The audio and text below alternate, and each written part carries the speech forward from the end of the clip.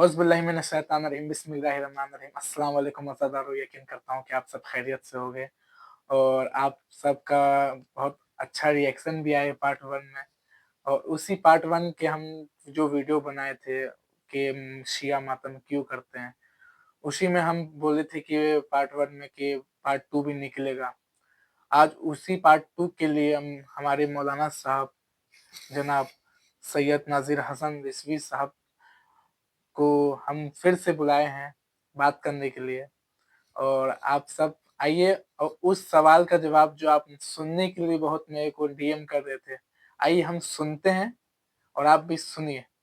अस्सलाम वालेकुम मौलाना साहब। वालेकुम अस्सलाम वरहमतुल्लाहि वबरकातुहू। आप खैरियत से हैं? अल्हम्दुलिल्लाह, खुदा का शुक्र है, मैं खैरियत से हूँ। तो मौलाना साहब आप ये बताइए, क्या कुरान में ज़ंजीर ज़नी खूनी मातम और मातम है? जी, औज़ु बिल्लाहि मिनश शैतानिर लईनिर रजीम। बिस्मिल्लाहिर रहमानिर रहीम। अल्हम्दुलिल्लाहिल्लज़ी हदाना लिहाज़ा वमा कुन्ना लिनहतदिया लौला अन हदानल्लाह लक़द जाअत रुसुलु रब्बिना बिल हक़्क़। अस्सलातु वस्सलाम अला अशरफिल अंबिया वल मुरसलीन सैयदना व नबीना व शफ़ी ज़ुनूबिना व तबीब नुफूसना व हबीब क़ुलूबिना व मौलाना व मौला सक़लैन जद्दिल हसन वल हुसैन अबिल क़ासिम मुहम्मद अल्लाहुम्मा सल्लि अला मुहम्मद व आलि मुहम्मद वाजिद। आपका सवाल ये है कि हम मातम क्यों करते हैं और जंजीर का मातम क्यों करते हैं, खूनी मातम क्यों करते हैं। इसका तज़किरा कुरान मजीद में मौजूद है। अगर हम कुरान पिछले जो हमने गुफ्तगू की थी उसमें मैंने अर्ज़ किया था कि कुरान में है कि वला रत्बिन वला याबिसिन इल्ला फ़ी किताब मुबीन, कि कुरान मजीद में हर खुश्क व तर मौजूद है। बस ये है कि तलाश करने की ज़रूरत है, गौर व फिक्र करने की ज़रूरत है, तदब्बुर करने की ज़रूरत है। और ये जो जंजीर का मातम हम करते हैं, जो कमा का मातम हम करते हैं, जो छुरियों का मातम हम करते हैं, ये मोहब्बत है। मोहब्बत जब किसी से होती है तो इंसान उसके लिए सब कुछ कुर्बान करने के लिए तैयार हो जाता है, अच्छा। हर चीज। और ये मोहब्बत का तकाजा है कि हम अपना खून बहाकर ये पैगाम देते हैं कि अगर हम करबला में होते तो हम अपनी जान को इमाम हुसैन अलैहिस्सलाम पर कुर्बान कर देते। देखिए, हम हसास दिल हैं, तंग दिल नहीं है। जी। हम शिया हजरात यानी ये जो इमाम हुसैन से मोहब्बत करते हैं वो हसास दिल होते हैं, संग दिल नहीं होते। संग माने सख्त दिल, सख्त दिल नहीं होते हैं, हसास दिल होते हैं। हम मजलूम होते हैं, हम जालिम नहीं होते। हम मकतूल होते हैं, कातिल नहीं होते। हम लुटे हुए होते हैं, लुटेरे नहीं होते। हम दोस्त होते हैं, दुश्मन नहीं होते। हम इमाम हुसैन अलैहिस्सलाम से मोहब्बत करते हैं। और जहां तक आपने ये सवाल किया कि आया जंजीर जनी कुरान में मौजूद है या नहीं है, तो कुरान में मौजूद है। कुरान में इस चीज का तज़किरा मौजूद है। ये कुरान मजीद जो हमारे सामने मौजूद है, इसमें मौजूद है। आप कुरान, मैंने क्या कहा कि कुरान ने कहा ना कि वला रत्बिन वला याबिसिन इल्ला फी किताब मुबीन, हर खुश्क व तर जो है वो कुरान मजीद में موجود ہیں. آپ دیکھیں یہ سورہ یوسف قرآن مجید کا 12واں پارہ ہے. 12ویں پارے میں سورہ یوسف موجود ہے.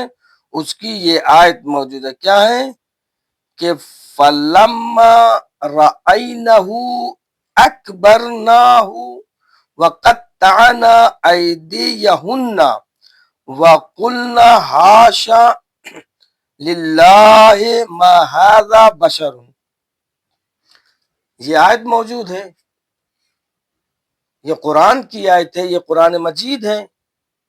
بھائی جب قرآن میں موجود ہے کیا مطلب کہ جب مصر کی عورتوں نے جناب یوسف علیہ السلام کو دیکھا تو محبت میں اپنی انگلیوں کو کاٹ ڈالا.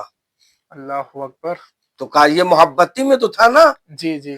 جب جناب یوسف گزرے تھے مصر کی عورتوں کے درمیان سے، خوبصورت عورتیں تھیں، اور جب ان عورتوں نے جناب یوسف کے چہرے پر نظر کی تو محبت ہی میں تو اپنی انگلیوں کو کاٹ ڈالا. یہ محبت تھی نا.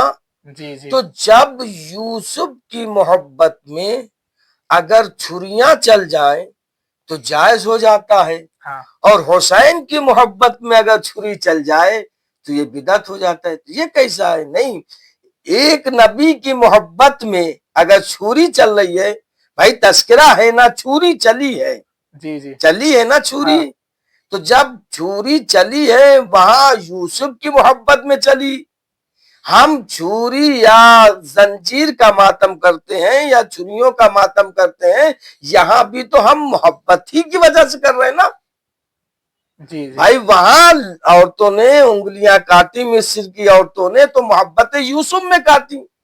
تو جب وہ محبت یوسف میں اپنی انگلیاں کاٹ سکتی ہیں تو ہم محبت حسین میں اپنے سینوں کو کاٹ سکتے ہیں، زنجیر کا ماتم کر سکتے ہیں، کما کا ماتم کر سکتے ہیں. تو یہ تذکرہ قرآن مجید میں موجود ہے.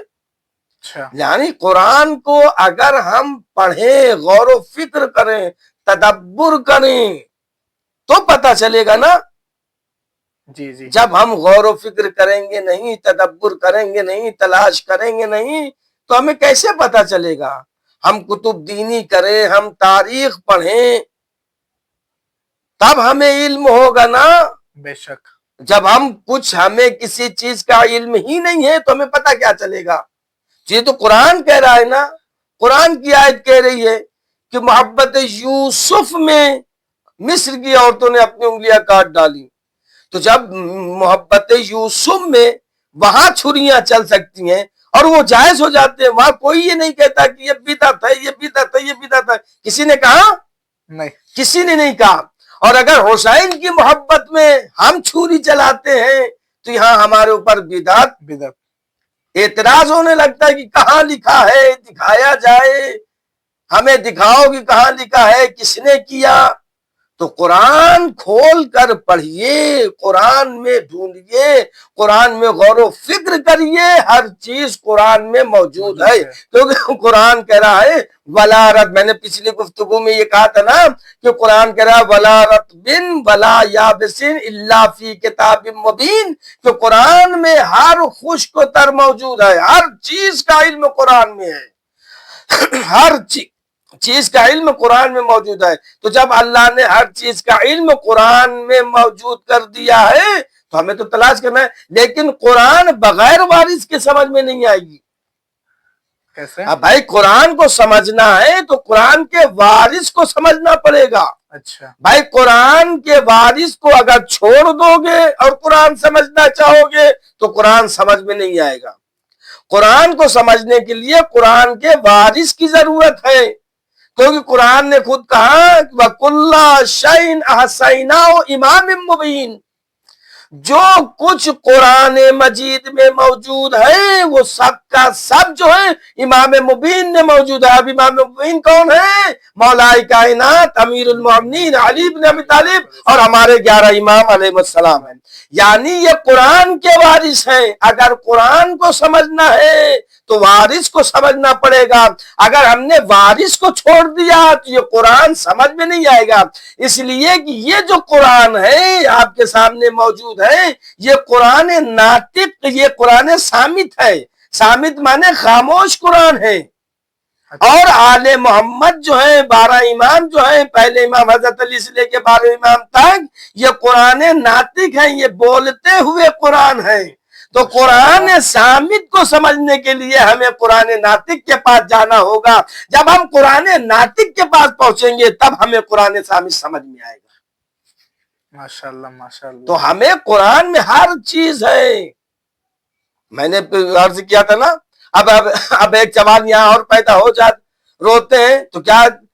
اب یہ ایک سوال اگر آپ یہاں پیدا ہو جاتا ہے کہ ہم زندہ جب وہ شہید ہے تو شہید کا ماتم نہیں ہوتا، کہتے ہیں نا کہ وہ زندہ ہے تو ماتم کیسا؟ ہم زندہ جاوید کا ماتم نہیں کرتے. تو جناب یعقوب علیہ السلام، جناب یوسف علیہ السلام جدا ہو گئے تھے نا. جی جی. کتنے سال تک؟ 40 سال تک جدا رہے. تو جناب یعقوب نبی تھے نا جی. اور جناب یعقوب کے بیٹے یوسف جدا ہوئے 40 سال تک. لیکن جناب یعقوب جانتے تھے کہ ہمارا یوسف زندہ ہے. یہی کہتے تھے نا کہ ہمارا بیٹا یوسف زندہ ہے.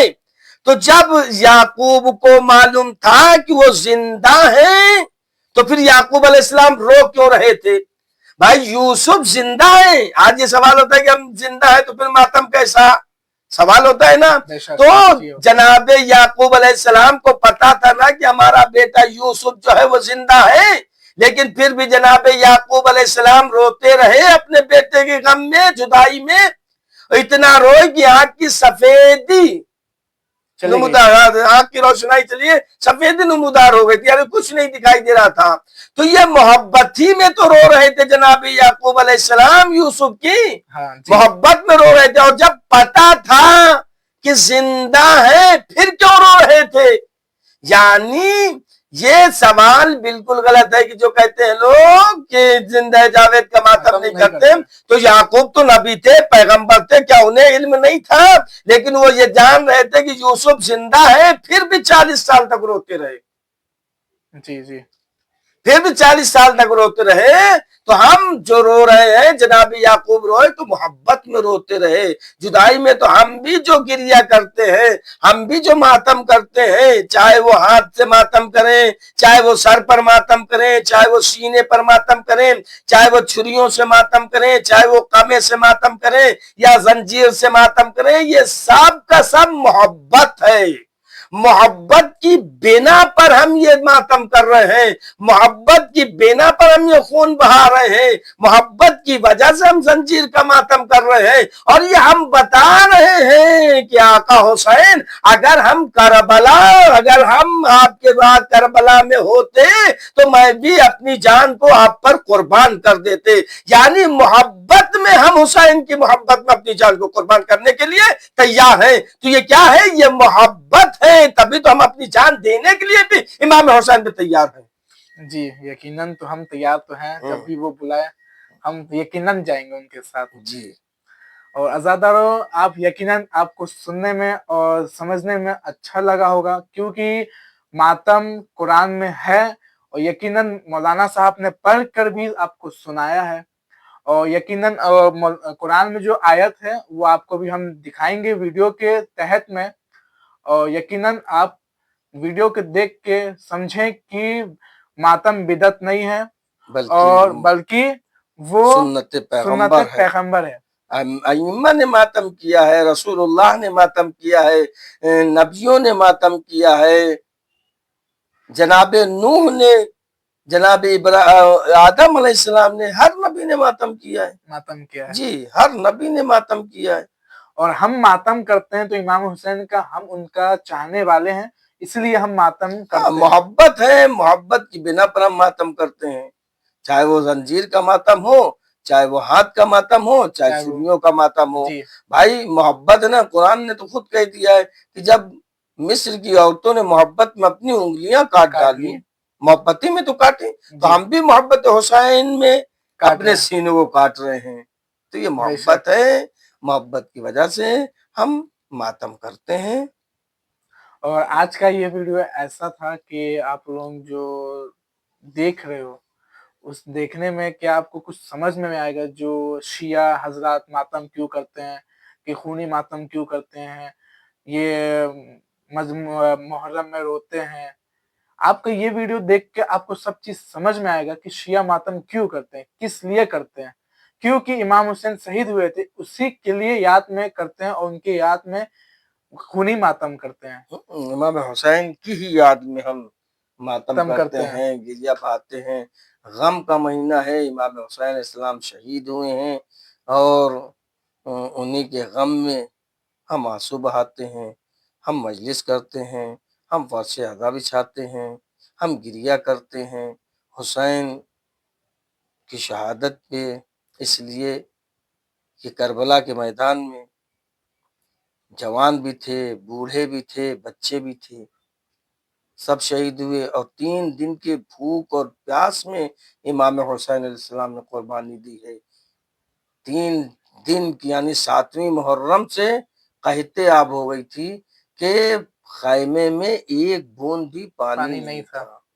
حتیٰ کہ 6 مہینے کے علی اصغر بھی 3 دن کے بھوکے پیاسے تھے. ماں کا دودھ خشک ہو گیا تھا, یعنی سوکھ گیا تھا. اچھا خشک مانے سوکھ جانا. تو علی اصغر بھی 3 دن کے بھوکے پیاسے تھے. تو ان کی یاد میں جب ہم فرش ادا بچھاتے ہیں, ہم مجلس کرتے ہیں, ہم ماتم کرتے ہیں, ان کی یاد میں, محبت میں. سید الشہداء امام حسین علیہ السلام. السلام علیکم. آزادار, یقین کرتا ہوں کہ آپ سب کو